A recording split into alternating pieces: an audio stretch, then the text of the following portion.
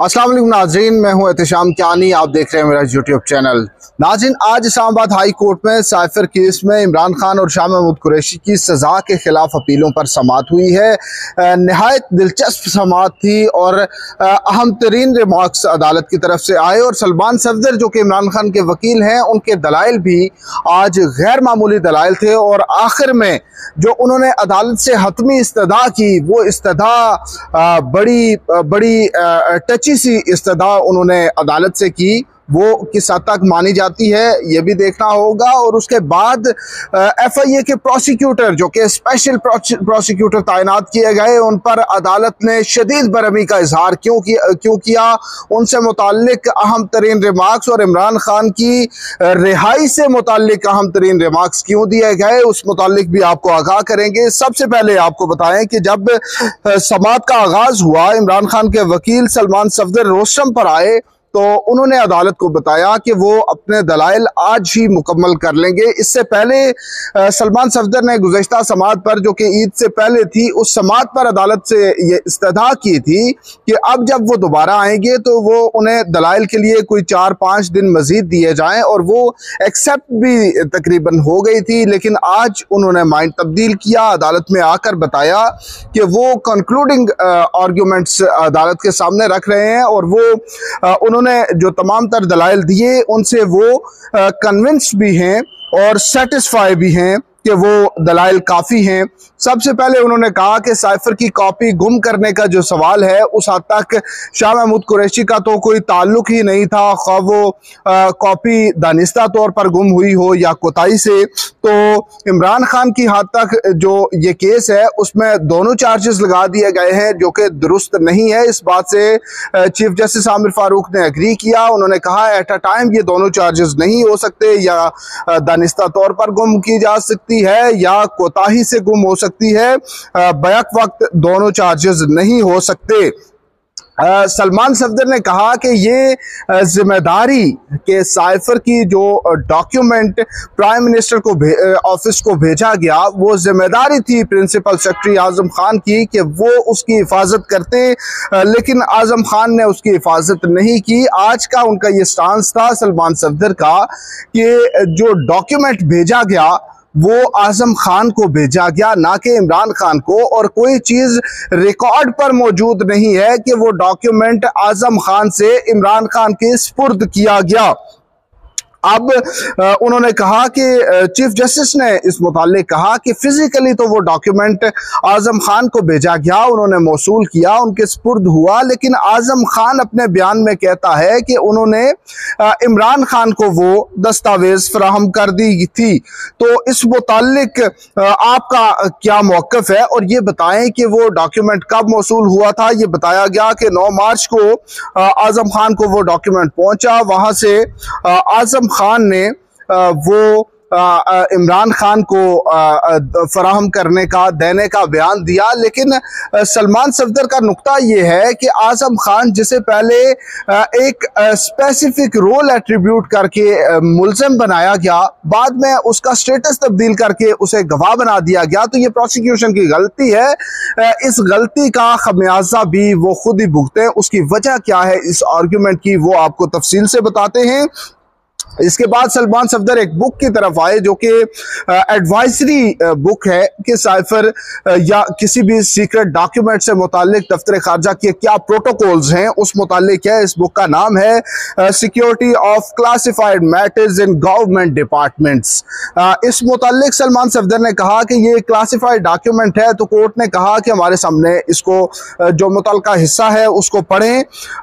इस पे उन्होंने कहा कि इस बुक के मुताबिक अगर साइफर से मुताल्लिका साइफर या दस्तावेज गुम हो जाए तो सबसे पहले उस मुताल्लिका शख्स ने वजारत खारजा को आगाह करना होता है, फिर वजारत खारजा ने इंटेलिजेंस ब्यूरो को बताना होता है। तो उन्होंने कहा कि हमारी तरफ से दफ्तर खारजा को आगाह कर दिया गया, क्योंकि उसके बाद जब बनी गाला में मीटिंग रखी गई तो जो सेक्रेटरी खारजा थे उन्हें यह कहा गया कि हमारे पास जो कॉपी मौजूद थी वो गुम हो गई है, तो आप अपनी कॉपी साथ लेकर आए। तो उन्हें आगाह कर दिया गया था, लेकिन दफ्तर खारजा ने इसको फर्दर प्रोसीड नहीं किया और जो प्रोसीजर था उसको अडॉप्ट नहीं किया गया। ये मजीद उन्होंने कहा कि ये बुक जिसका हवाला दिया जा रहा है, इस मुतालिक जिस फोरम पे भी हत्ता कि सुप्रीम कोर्ट के जजेस ने भी कहा तो उन्हें बताया गया कि ये क्लासिफाइड डॉक्यूमेंट है, क्लासिफाइड बुक है, तो वो पेश नहीं की जा सकती। सलमान सफदर ने कहा कि वजारत खारजा ने IB को आगाह नहीं किया, ये तफ्तीश IB की बनती थी, इसमें वजारत दाखिला कहाँ से आ गई, क्योंकि जो सेक्रेटरी दाखिला थे उस वक्त के यूसुफ नसीम खोखर, वो इस केस में मुद्दई बने और उनकी मुद्दईयत में यह मुकदमा दर्ज किया गया था। अब सलमान सफदर ने कहा कि वजारत खारजा ने कोताही की कि वो उन्होंने IB को आगाह नहीं किया और बाद में FIR दर्ज कर दी गई, अपने रूल्स पर उन्होंने अमल दरामद नहीं किया, लेकिन FIR दर्ज कराई और उस FIR में ये लिखा कि कॉपी जो साइफर था वो इमरान खान को सुपुर्द किया गया। लेकिन वो कहते हैं कि कहीं रिकॉर्ड पर किसी मौके पर यह नहीं कहा जा सकता, कहीं दिखाया नहीं जा सकता एविडेंस से कि वो डॉक्यूमेंट इमरान खान को दिया गया हो, सुपुर्द किया गया हो, वो आजम खान को भेजा गया था और आजम खान की ही ये रिस्पॉन्सिबिलिटी थी कि उसकी हिफाजत करते। तो उस पर जस्टिस मियां गुल हसन औरंगजेब ने कहा कि आप ये कह रहे हैं कि कोई दस्तावेज रिकॉर्ड पर मौजूद नहीं जो ये साबित करे कि इमरान खान को साइफर डॉक्यूमेंट हैंड ओवर किया गया था। तो उन्होंने कहा कि बिल्कुल मैं यही कह रहा हूं। तो जस्टिस मियां गुल हसन औरंगजेब ने कहा कि साइफर डॉक्यूमेंट की हिफाजत की जानी चाहिए थी, मुनासिब हिफाजत की जानी चाहिए थी, लेकिन साइफर की हिफाजत इसलिए है कि उसे कोई देख ना ले। मजीद सवाल ये था कि क्या उस डॉक्यूमेंट को किसी ने देखा है? उस पर सलमान सफदर ने कहा कि नहीं, उन्होंने भी नहीं देखा, किसी प्रोसिक्यूशन को भी नहीं मालूम, हत्ता के ट्रायल कोर्ट के जज को भी मालूम नहीं था कि वो डॉक्यूमेंट क्या है, उसका मतन क्या है, और अदालत के सामने जो गवाह पेश हुए उनमें से भी किसी ने उसके मतन से मुताल्लिक कोई लफ्ज भी नहीं बोला।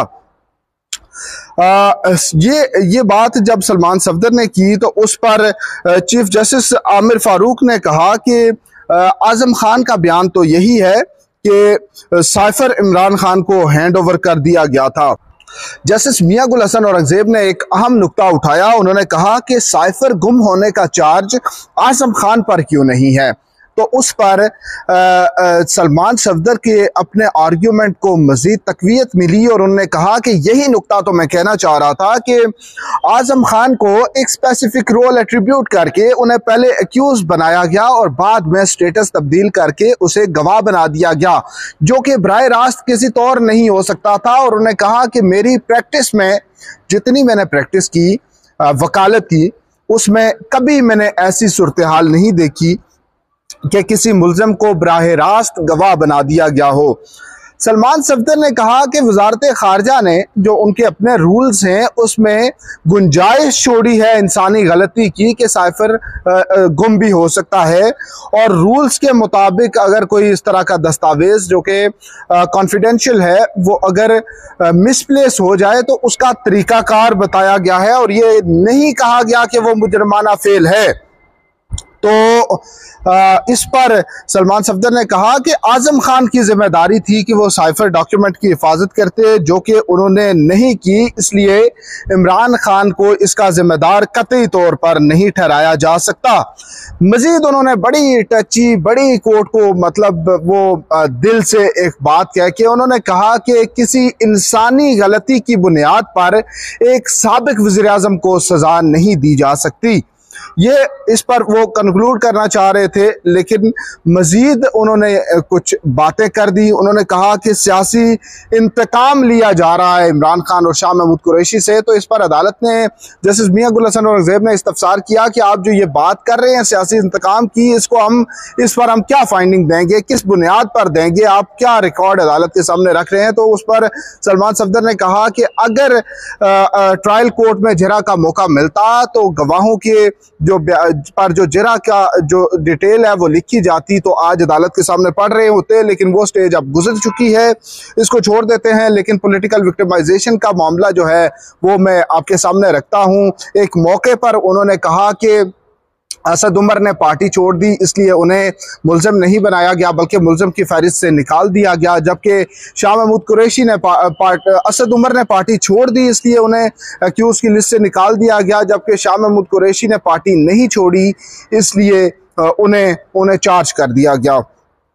तो अदालत ने यह पूछा फिर कि असद उमर के पार्टी छोड़ने से मुतालिक रिकॉर्ड पर कोई चीज़ है, तो उस पर सलमान सफदर ने कहा कि उस मुतालिक कुछ नहीं है, छोड़ देता हूं, लेकिन मेरी ये बात कंटेंशन नोट कर लें कि 4 में से 2 मुल्ज़मान को निकाल दिया गया। और ऐसे अहम किरदार वाले मुल्ज़मान को जब इस तरह मुकदमे से निकाला जाता है तो प्रोसिक्यूटिंग एजेंसी का केस ख़राब हो जाता है। तो इसके बाद फिर आज़म खान से मुताल्लिक उन्होंने कहा कि उनका बयान जो है वो रिलायबल नहीं है। उसकी बुनियाद उन्होंने कहा कि आज़म खान पहले मुल्ज़िम था, बाद में गवाह बना दिया गया, और जो को एक्यूज होता है उसका बयान जो है उसकी एविडेंशरी वो वैल्यू नहीं होती। तो चीफ जस्टिस ने यह पूछा कि आज़म खान के बयान की क्या वैल्यू होगी जब आप उस पर सवाल उठा रहे हैं, तो जो आज़म खान का केस में गवाह बनने से पहले गायब हो जाना FIR के बाद, तो उसके बाद अचानक वापस आ जाना, तो इससे क्या फ़र्क पड़ेगा। जैसे मियां गुल हसन औरंगज़ेब ने अहम रिमार्क्स दिए। उन्होंने कहा कि एक अहम आला पाए का अफसर, ग्रेड 22 का अफसर अचानक से गायब हो जाता है, फिर अचानक से वापस आ जाता है, तो ऐसे अहम ब्यूरोक्रेट को का गायब होने के बाद वापस आकर बयान देना, ये तो साइफर मुकदमा है, इस पे तो बड़े स्टेक्स मौजूद हैं। हम आम मुकदमे की बात करते हैं कि किसी आम मुकदमे में जो मरकजी गवाह हो वो इस तरह से गायब हो और बाद में वापस आए 15 दिन, 1 हफ्ते, हत्ता के 2 दिन बाद भी वापस आए, तो उसके बयान की क्या वैल्यू होगी। अगर ये फ्लड गेट खोल दिया जाए तो इस तरह जो प्राइमरी विटनेस होगा उसको उठाकर वो कहीं गायब कर दिया जाएगा और उसके बाद वो वापस आकर अपना बयान दे देगा। अब जब दलाइल मुकम्मल हुए सलमान सफदर के, तो अदालत ने प्रोसिक्यूटर FIA के स्पेशल प्रोसिक्यूटर हामिद अली शाह से कहा कि आप दलाइल का आगाज करें, तो उन्होंने फौरी से ही उन्होंने वक्त मांग लिया। उन्होंने कहा कि उन्हें 3 से 4 दिन का वक्त चाहिए तैयारी के लिए।